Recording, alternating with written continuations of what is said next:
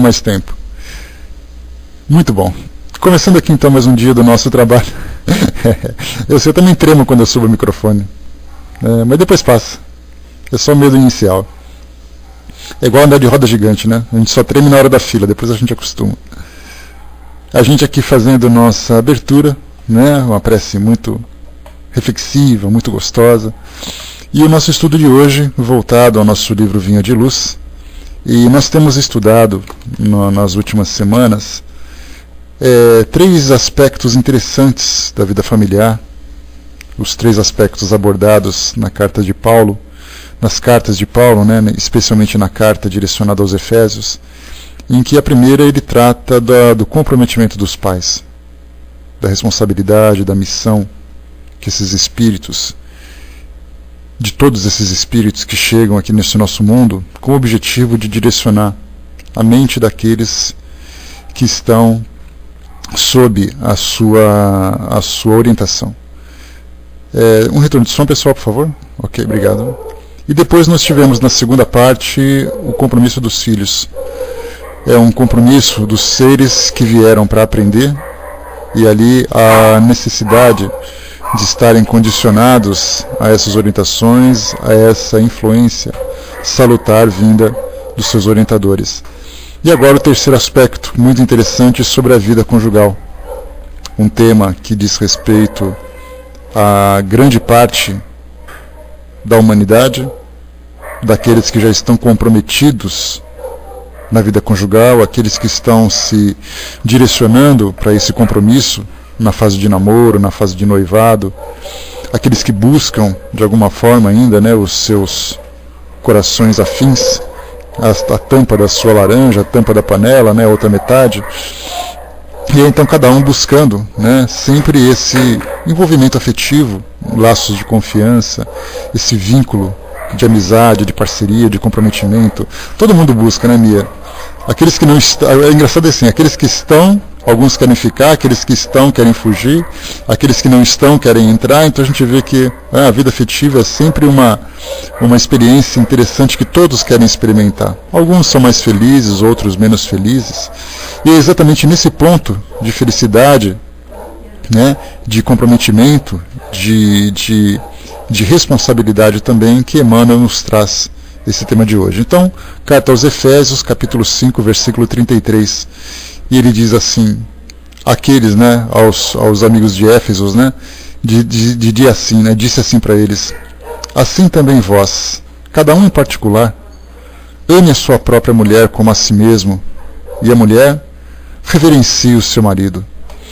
Aqui, naturalmente, não só na citação de Paulo, mas também até numa das passagens aqui de Emmanuel, fala sobre uma relação interessante vivida no passado, na relação do casal, em que o homem era visto como provedor, merecedor do respeito e da submissão da sua esposa, e a sua reverência, como a gente viu aqui, e a mulher, e o homem, né, e o homem devendo amar a sua esposa pelo respeito que deve a ela daquilo que ela o ajuda no seu próprio desenvolvimento.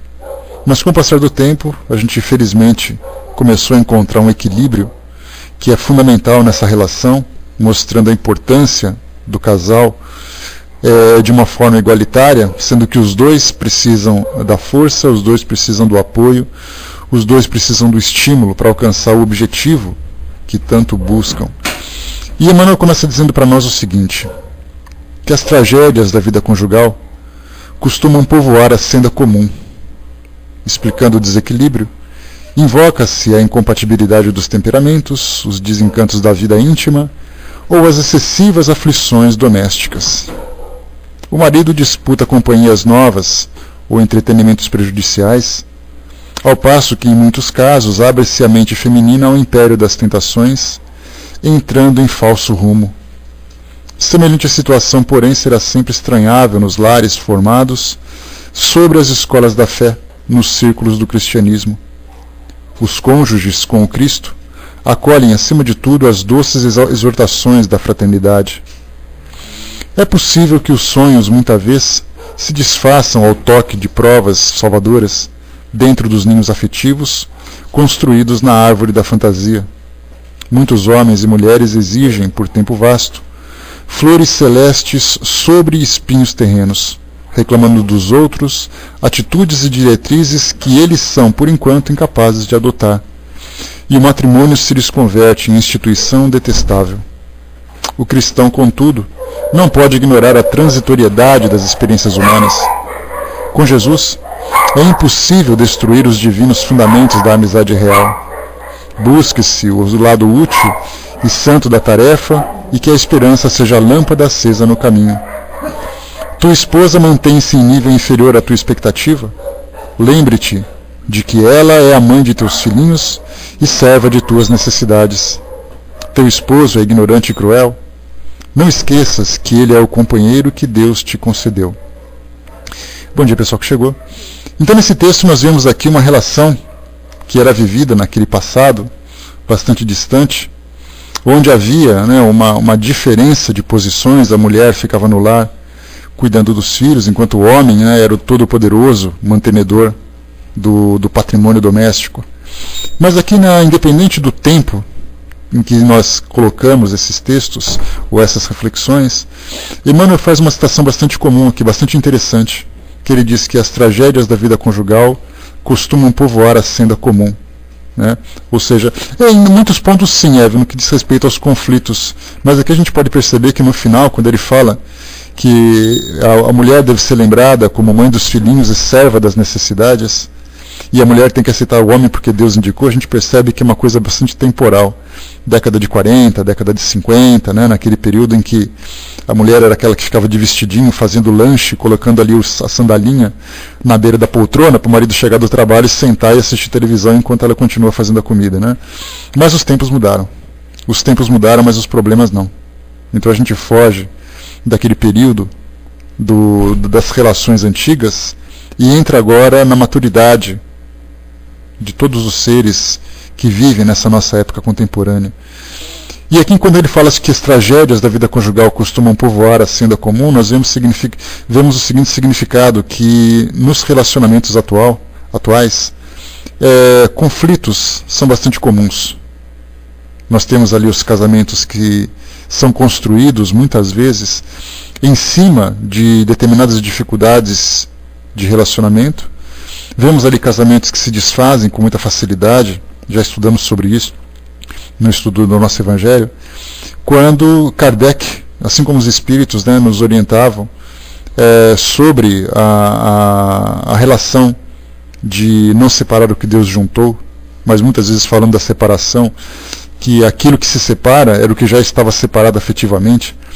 E quando nós fizemos um estudo, fizemos uma pesquisa sobre as estatísticas dos casamentos e separações nos tempos atuais, e mostrou, pelo menos aqui em São Paulo, que a quantidade de divórcios triplicaram praticamente nos últimos 2-3 anos.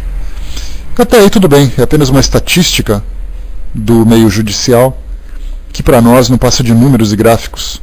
Mas isso traz, voltando agora para o lado afetivo, voltando para o lado espiritual, a importância dos compromissos, a necessidade da evolução de cada um, nós percebemos que, com a mesma facilidade com que as pessoas se casam, as pessoas estão se separando.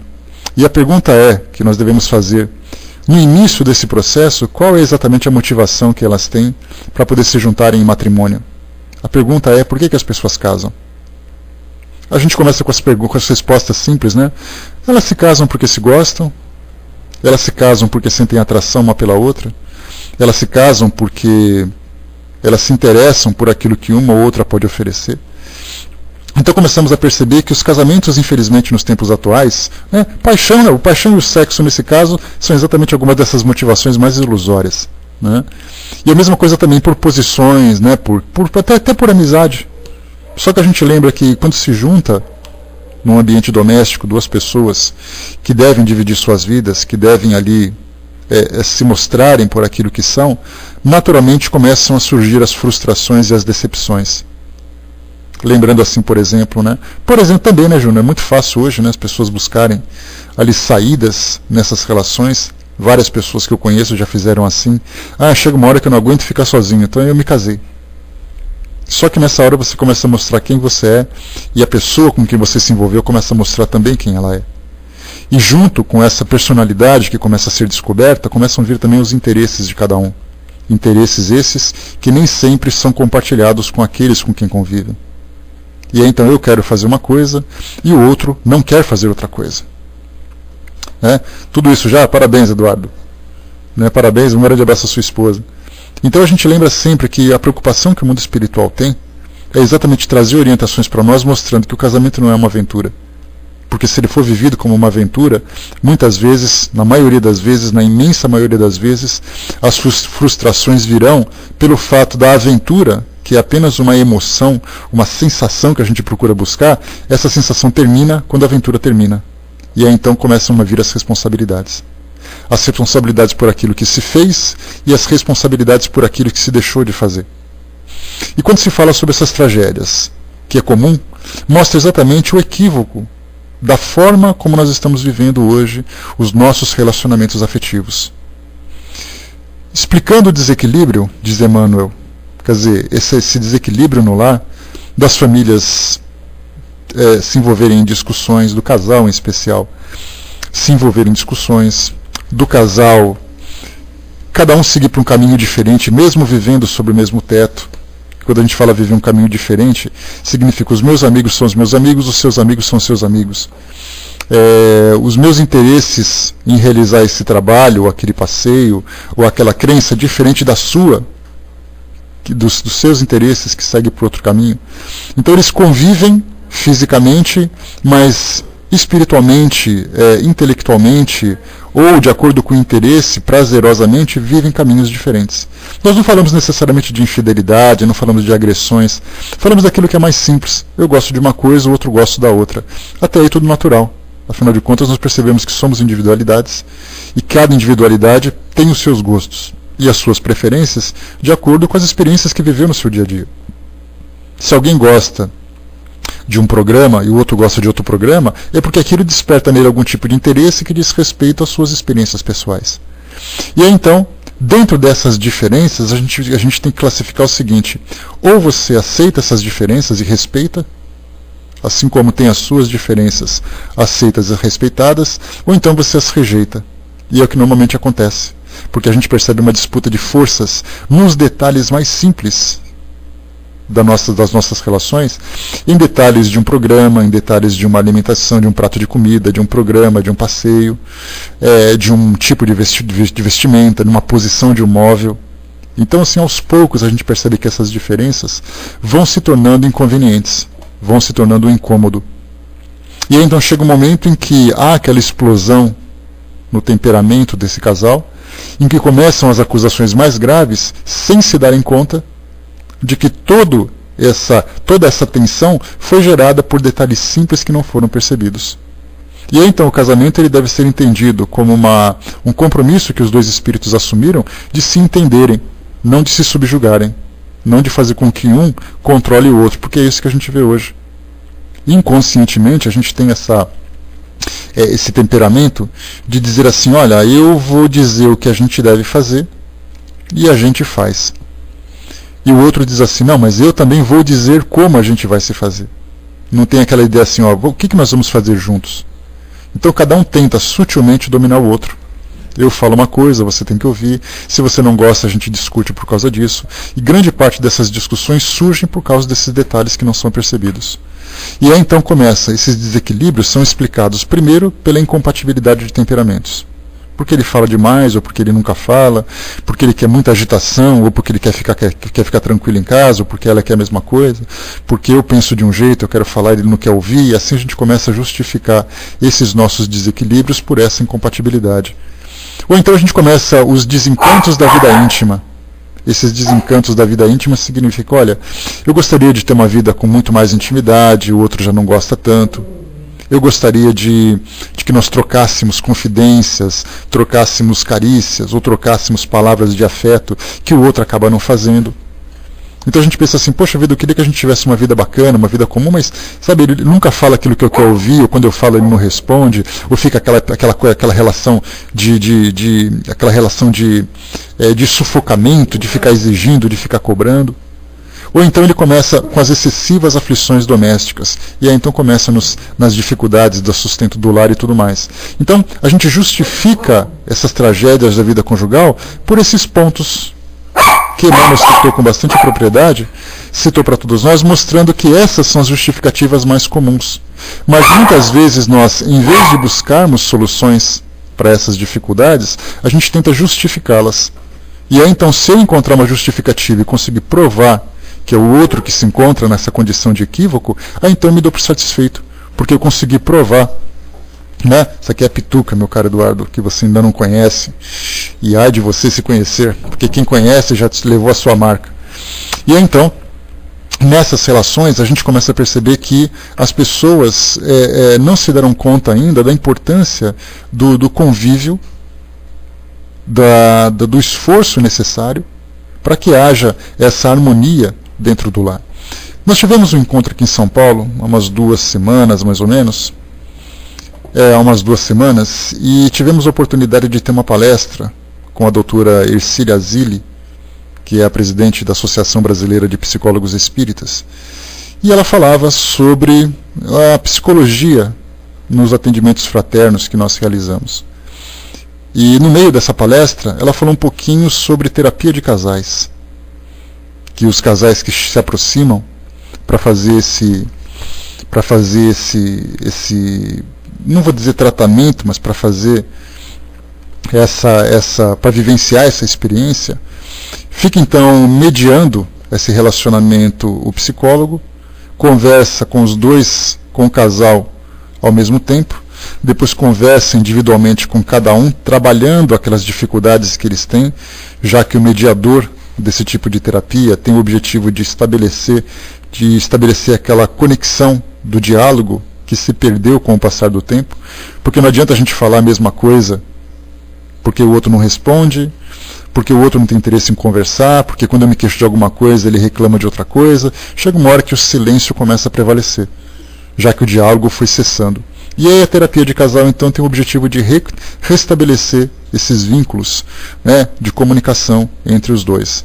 E é interessante que muitas vezes no meio das consultas, o psicólogo estabelece um roteiro para o casal conversar. Olha, hoje nós vamos falar desse ponto, vamos falar sobre os passeios que vocês fazem que nunca dão certo, nós vamos conversar sobre os programas de televisão que vocês assistem e, eventualmente, falar sobre os horários, a agenda que vocês estabelecem entre vocês. E aí, então, no meio da discussão, sempre surge um outro assunto. Ei, mas aquele dia que a gente foi na minha mãe, você começou a discutir, porque naquele dia você começou a criticar, e o psicólogo fala, a gente não veio discutir sobre isso agora. A gente veio falar sobre programas de televisão, a gente veio falar sobre agenda e sobre passeios. Mas a gente percebe o quê? Que no decorrer do tempo de convivência, muitos pontos começam a ficar manchados. Muitos pontos começam a deixar cicatrizes no casal que nem sempre desaparecem. Essas cicatrizes se fecham, mas deixam suas marcas. E aí, então, mais uma vez, a gente procura justificativas para os problemas que nós enfrentamos, mas dificilmente nós nos esforçamos para buscar uma solução ou transformar aquele tipo de relação que nós estabelecemos. Com essa facilidade que nós estabelecemos um casamento e dissolvemos da mesma forma, as pessoas não buscam muito esforço. Olha, eu vou experimentar casar com ele, se não der certo eu me separo e pronto. Eu vou me envolver com aquela pessoa, a gente vai tentar ser feliz da nossa forma, mas se por acaso falhar, olha, a gente se separa, cada um segue para o seu canto e tudo mais. E nisso tudo nós nos esquecemos que os espíritos se aproximam para esses relacionamentos afetivos, né? Ou nem estão casando, mas a gente não fala do casamento necessariamente, Júnior, do casamento formal. A gente fala do casamento afetivo, né? A partir do momento que eu digo assim para uma pessoa, vamos viver comigo, nesse momento nós já estabelecemos uma relação oficial. Embora não seja formal pelos papéis, embora não tenha testemunhas, eu com ela comigo, nós estabelecemos ali a nossa relação. Né? Ou seja, de confiança, principalmente, não é a mesma coisa, né? O Padre Carmelo, que era aquele, né, que vendia alianças, né? Também teve aquele outro, né? Então, casa separa com toda essa facilidade, né? Então, o que a gente percebe é a dificuldade né, nessa dificuldade, é a facilidade com que as pessoas se aventuram nesse tipo de relacionamento. Então aqueles que vão entrar precisam pensar se realmente... a pergunta não é se é isso que eu quero, mas se é assim que eu quero. Porque isso que eu quero, todo mundo quer encontrar realmente uma vida estável, né, uma vida feliz nesse relacionamento afetivo, mas muitas vezes nós buscamos caminhos diferentes, caminhos equivocados. Aqui nós temos as acusações que Emmanuel destaca para nós. O marido disputa companhias novas ou entretenimentos prejudiciais, ao passo que em muitos casos abre-se a mente feminina ao império das tentações, entrando em falso rumo. Então chega uma hora em que você não consegue mais buscar essa afinidade na relação mais íntima, na relação mais fechada. Acontece o quê? Cada um começa a buscar convivências diferentes. E aí então o casamento começa a se tornar um verdadeiro suplício. Suplício por ter que arrastar esse relacionamento por um tempo indefinido, já que a princípio se estabeleceu que até a morte nos separe. E aí, então, enquanto a morte nos separar, vai vivendo então esse suplício, enquanto as pessoas não buscam, cada um seguir o seu próprio caminho, pelo menos enquanto não buscam esse mesmo processo. Mas o interessante é que quando se coloca, né, os relacionamentos que são estabelecidos nas escolas da fé, nos círculos do cristianismo, como Emmanuel traz para nós aqui, acolhem, acima de tudo, as doces exortações da fraternidade. Então, assume-se nesse relacionamento afetivo o companheirismo, a parceria, a confiança, e não os interesses como nós vimos no início. Porque são esses interesses que, quando chega uma hora que ou eles são satisfeitos ou eles não são satisfeitos, e aí então cada um busca um caminho diferente para poder dar continuidade nessa busca ou nessa necessidade que cada um se estabelece. E aí então a gente percebe que quando se fala em sensualidade, se o casamento é voltado para isso, a gente vê isso acontecer com bastante frequência, a mídia mostra isso o tempo todo, tratando para nós o seguinte: olha, fulano casou com Beltrano, porque eles se envolveram naquele trabalho que fizeram e coisa e tal. E aí então a gente percebe que nessa fábrica de ilusões que cada um vive, acreditando que eu me caso com aquela personagem, me caso com aquela imagem exterior que ela vem passando, quando vai na convivência diária, na convivência doméstica, percebe que todo o temperamento daquele indivíduo não é compatível com aquela imagem que ela passou. Aliás, a natureza é bastante interessante, porque ela passa para nós sempre a imagem da ilusão, para fazer com que as pessoas se aproximem. Nem basta ver o toque, né, da paixão. O cupido, quando dá aquela flechada, tudo vira flores. A pessoa mais feia se torna mais bela, a pessoa mais agressiva se torna mais romântica. Isso tudo por quê? Para que haja essa conquista. Então a natureza, embora ela seja sábia, do nosso ponto de vista, muitas vezes ela é bastante cruel, porque ela engana e engana direitinho. E aí, então, naquele momento de envolvimento do namoro, todo mundo, tudo é romance, tudo é flores, tudo é participação. Aí então vamos estabelecer uma relação oficial. Aí começa a rotina: olha, na época do namoro você não fazia isso. Na época do namoro você fazia tal coisa que hoje você não faz. E assim começam, né, as lembranças daquela fase da ilusão. E isso é simplesmente artimanhas da natureza para fazer com que os indivíduos se aproximem. Porque do contrário, para que eu ia me privar da minha liberdade se eu não tivesse o estímulo do afeto para poder me aproximar de uma pessoa? Só que a natureza tem os seus propósitos. Ela não faz simplesmente isso por uma brincadeira ou por uma crueldade. Ela faz com que nós nos aproximemos uns dos outros por esses laços afetivos, começando pela paixão e se desenvolvendo pelo amor, exatamente para que possa, nesse tipo de relação, haver o reequilíbrio. Eu falei reequilíbrio, não equilíbrio, significa que nós estamos reequilibrando aquilo que no passado foi desequilibrado. Então esses vínculos que são estabelecidos não são vínculos que acontecem por acaso.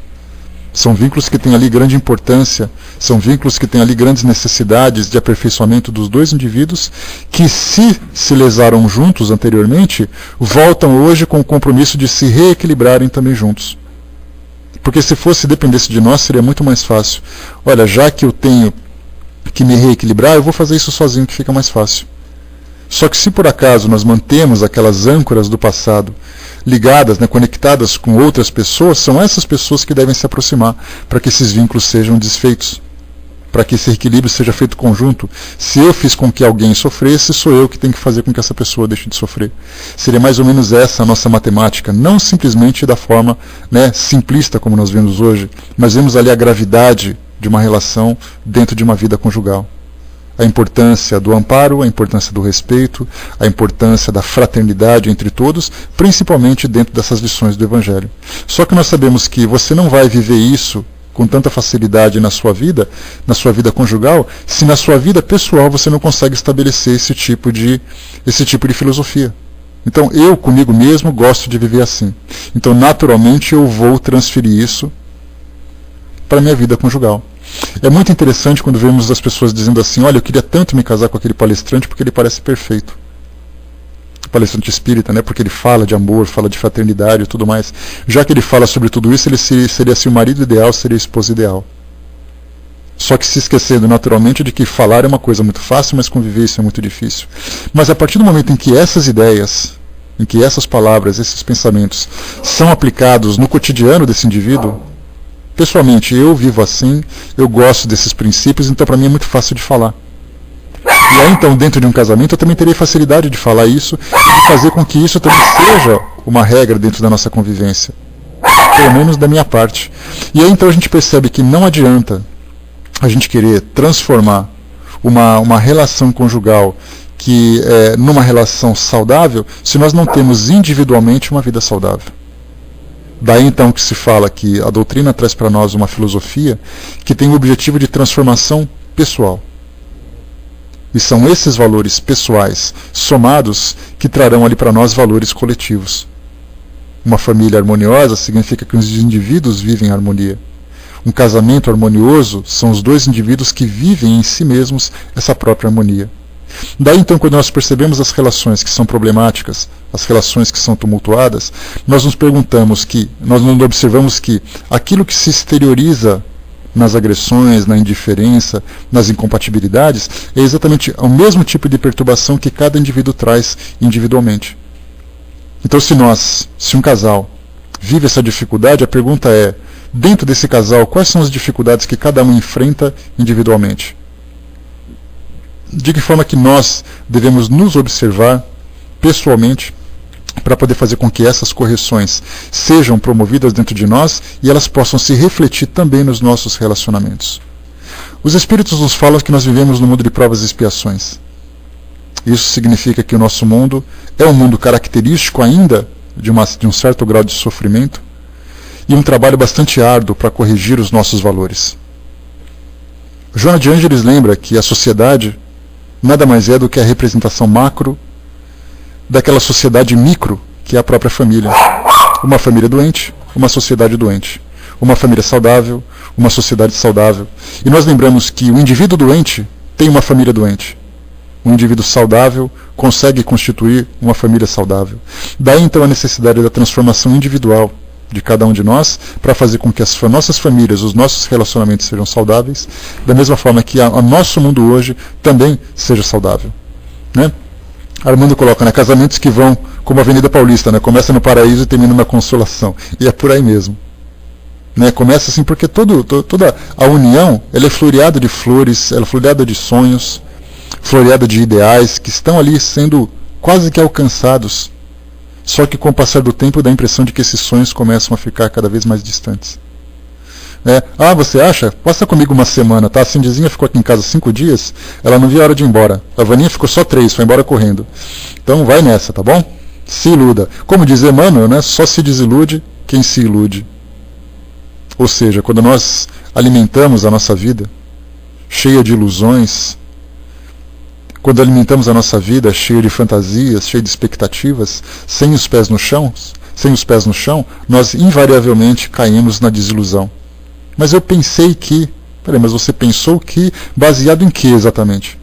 Você pensou que, sendo como ele fosse se transformar para ser aquilo que você esperava? Daí então nós percebemos que as relações hoje, o namoro, né, e isso é um detalhe fundamental da gente observar na nossa sociedade hoje, é que nós vivemos um mundo de sensualidades. Né? Tá? Eu sou, viu, Romana? Sou a Vaninha que tem que me aguentar aqui, nem fala. Né? E olha que a Vaninha mora longe, hein? Então a gente percebe o seguinte, que quando a gente trabalha dentro de quando a gente vive na nossa... agora me fugiu o que eu ia falar, tá vendo? Você me atrapalhou, Romana. Deixa eu lembrar aqui que eu ia falar agora. Lembrei agora. Né? Pois é. lembrei, né? Quando a gente fala sobre as nossas expectativas, né? Quando a gente vivencia, né, uma relação sempre com objetivos determinados por nós e não determinados pelo casal, a gente sempre encontra alguém dizendo assim, olha, eu vou me casar com ele porque eu quero fazer tal coisa. E hoje nós vivemos, agora me voltou de novo o que eu estava falando, que nós vivemos hoje num mundo com muita sensualidade, com o estímulo da sensualidade, o estímulo dos prazeres. Hoje nós vemos os jovens que estão ficando. Você se lembra daquela palestra do Alberto Almeida, o Ficar, lá no site espiritismo.net/família, lá na mini jornada que trata dos jovens, né, da relação com os adolescentes, a palestra que fala do ficar. Um fenômeno que vem acontecendo nos últimos 10 anos com muito mais intensidade, em que os jovens de 12, 13, 14 anos vivem ali o erotismo de uma forma desequilibrada sem se darem conta das consequências que isso acaba gerando. Aquela história de beijar na boca ficou muito simples, aquela história de abraçar e apalpar ficou uma coisa muito natural, nós vemos isso na televisão o tempo todo, e aí, então os jovens se relacionam baseado não apenas na afinidade que eles nutrem uns pelos outros, mas no grau de prazer que eles podem se proporcionar. Eu adoro ficar com ele, estou apaixonado por ele, ou por ela, por ele, porque eu sinto muito prazer, porque é muito gostoso, porque é muito isso, muito aquilo. Se envolvem, aprofundam-se nesse tipo de relacionamento e buscam depois um casamento. Percebemos o quê? Baseados ainda nessas sensações. Daí então que quando se casam e percebem que o mundo não é faz de conta, que não são todas as noites que estão disponíveis, que não são todos os dias que nós temos a facilidade para conversar, mas que existe uma luta diária para a sustentação da família, vem então as decepções, as frustrações. Então percebemos que, quando se fala numa vida conjugal, nós falamos de uma trajetória que começa desde a educação dos filhos dentro dos lares. De explicar para as crianças o compromisso do respeito por si mesmo, do respeito pelos outros, das relações afetivas que vão estabelecendo no decorrer de suas vidas. Crianças hoje com 4, 5, 6 anos de idade, nas escolinhas brincando de ter namorados. E nessa brincadeira de ter namorados estão tendo contatos físicos aos 4, 5, 6 anos de idade. E aí os pais achando uma gracinha, olha que gracinha, o namoradinho dele da escola. E aí então quando vão crescendo, eles vão perdendo completamente a referência de que os relacionamentos vão muito além das sensações e muito além dos toques. Mas tem ali... pois é, filhinha, pensei nele. Né? Então assim, vão muito além dos toques, vão muito além... E pois é, acham uma gracinha, Aninha, até que chega uma hora em que crescem, aí a coisa não fica tão graciosa assim. Porque aí os filhos buscam aqueles casamentos ideais, aqueles relacionamentos perfeitos, sem terem pessoas perfeitas. Tem um provérbio, uma história iraniana, de um homem que estava insatisfeito na vila em que ele morava, e ele dizia assim para o seu pai, para os seus familiares, olha, eu preciso encontrar a esposa perfeita para mim. E vou sair aí me aventurando por essas vilas afora, tentando encontrar a mulher perfeita. E aí então ele pegou as coisas dele e foi. Passou um tempo, 1 mês, 2 meses, 6 meses, 1 ano, ele voltou sem nada, voltou sem ninguém. E as pessoas perguntaram, mas espera aí, por que você não trouxe ninguém? Você não encontrou uma mulher perfeita? Aí então ele aprendeu assim, olha, eu voltei sem ninguém de uma mulher perfeita porque eu percebi que eu não sou perfeito. Como é que eu posso encontrar alguém perfeito se eu não sou perfeito? Como é que eu posso encontrar alguém ideal se eu não sou o marido ideal? E aí percebemos então que essas dificuldades de relacionamento vêm das expectativas que nós mesmos criamos. E aí então o que destaca, Emmanuel, para nós é que, quando se fala sobre essa questão do cristão, ou seja, aquele que vivencia as experiências trazidas pelos exemplos de Jesus e os seus ensinamentos, ele coloca o cristão, contudo, não pode ignorar a transitoriedade das experiências humanas, percebendo que esse momento de vivência entre nós é um momento temporário.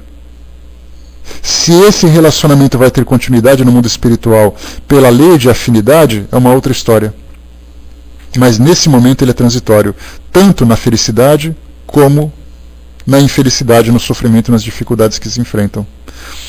Diz para nós, com Jesus é impossível destruir os divinos fundamentos da amizade real.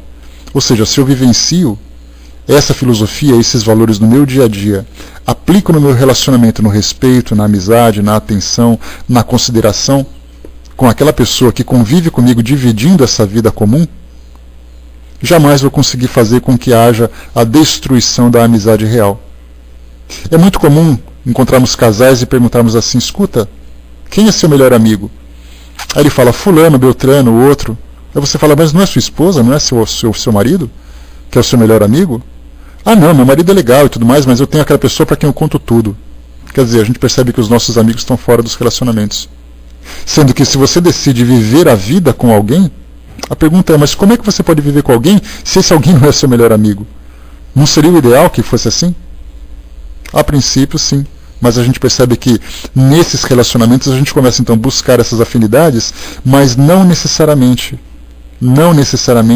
encontrar nas pessoas com quem nós nos relacionamos aquela que é realmente de fato a pessoa com quem nós temos afinidade ou as pessoas com quem nós temos afinidades. Por isso a amizade real só é construída a partir do momento em que nós temos de fato uma cumplicidade. Uma cumplicidade não nos interesses mesquinhos, mas uma cumplicidade no desenvolvimento comum dentro desses princípios mais elevados. Mas já que as relações estão estabelecidas, não adianta a gente querer chorar o leite derramado. Vocês que não escolheram os maridos certos, vocês que não escolheram as esposas certas, vocês que não escolheram os companheiros perfeitos, então é hora da gente administrar aquilo que nós temos hoje. E a pergunta é: eu vou ficar me lamentando por aquilo que eu não tenho, por aquilo que eu tenho? Ou eu vou trabalhar para que haja reconstrução? Começamos a estabelecer então a amizade. Começamos a mudar a nossa personalidade, começamos a analisar aquilo que de fato nós temos de positivo e de negativo e trabalharmos para o nosso aperfeiçoamento e contribuir também para que aquela pessoa aperfeiçoe. É difícil, não é fácil. É um trabalho muito complicado da gente querer corrigir as pessoas e esquecer da autocorreção. De dizer assim: olha, você precisa melhorar nisso, você precisa melhorar naquilo, porque a gente começa a escolher características que nos interessam. Mas a gente nunca se pergunta: quais são as características que interessam para essa pessoa com quem eu convivo? Porque eu não estou disposto a mudar, mas eu estou com muita vontade de fazer com que ela se transforme numa pessoa melhor, entre aspas. Mas eu não estou preocupado em me transformar numa pessoa melhor. Para ele, principalmente, ou para ela, para essa pessoa. Daí então, busque-se o lado útil e santo da tarefa e que a esperança seja a lâmpada acesa no caminho. Essa esperança é fundamental. Então esse trabalho de amizade que a gente tem que simplesmente tem que desenvolver, esse trabalho de amizade que a gente precisa cultivar, é fundamental. Começar a fazer com que a pessoa com quem nós convivemos seja de fato a nossa amiga, a nossa parceira, a nossa companheira. Do contrário, vai ser simplesmente o nosso cônjuge. Vai ser simplesmente a pessoa com quem nós casamos. E casar com alguém que não tem esses atributos é algo extremamente difícil. Porque a gente não compartilha dos mesmos valores. Daí então a importância da gente transformar a nossa relação numa relação fraterna, numa relação de amizade. E aproveitar e colher os frutos da intimidade que esse relacionamento proporciona. E não fazer com que a intimidade seja a base e a amizade venha como consequência.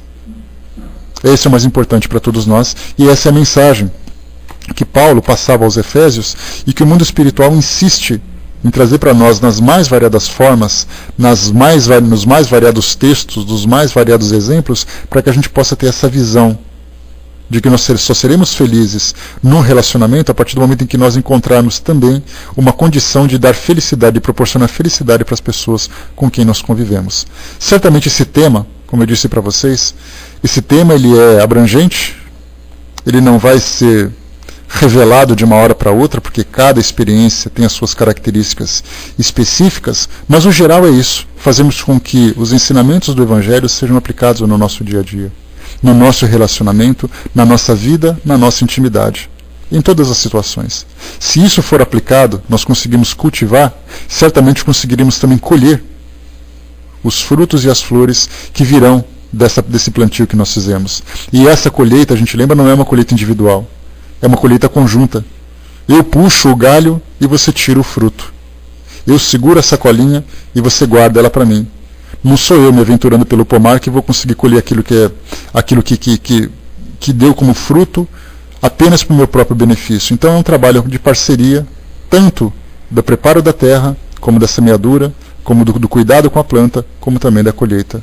Então, tendo essa visão, a gente vai conseguir não resolver de uma hora para outra, porque os problemas que a gente convive, os problemas que a gente vivencia nas relações afetivas são problemas que são, alguns deles, seculares. São problemas que vêm do passado distante e que começam agora a eclodir nessa união que nós temos hoje. Então não é algo que vai conseguir ser resolvido de uma hora para outra. Mas assim como os problemas foram gerados, começando do mais simples, chegando até o mais grave, obrigando indivíduos a conviverem no mesmo lar, os problemas também serão solucionados gradualmente.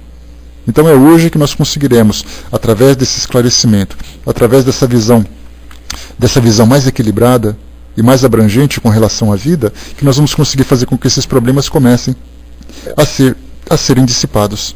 Se hoje nós não conseguimos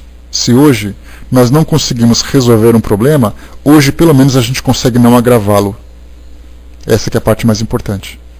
Se eu não consigo solucionar, eu posso piorar, mas eu posso também neutralizar essa dificuldade. E aí então, com o passar do tempo, cada um individualmente vai crescendo e naturalmente o relacionamento também vai crescendo, se ele houver necessidade de ter continuidade.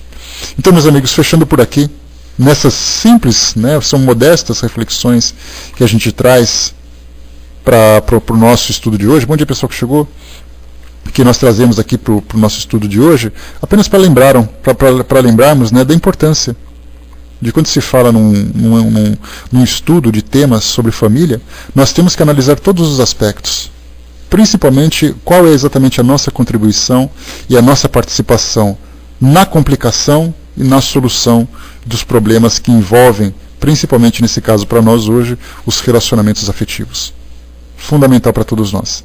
E independente da religião, meus amigos. Nós não falamos de religião, nós falamos sobre filosofia de vida. Eu posso ser um ateu e pensar comigo mesmo, olha, eu não acredito em nada do mundo espiritual, mas eu sei que eu preciso ser bom, preciso ser justo, preciso ser companheiro, preciso ser amigo. Então não é a religião que vai separar as pessoas. Na verdade, são os princípios que cada um tem, e são esses princípios que devem ser trabalhados. Respeitar as diferenças e potencializar aquilo que existe de comum entre o casal, para que tenham ali uma vida equilibrada e uma vida produtiva também. Fechando por aqui.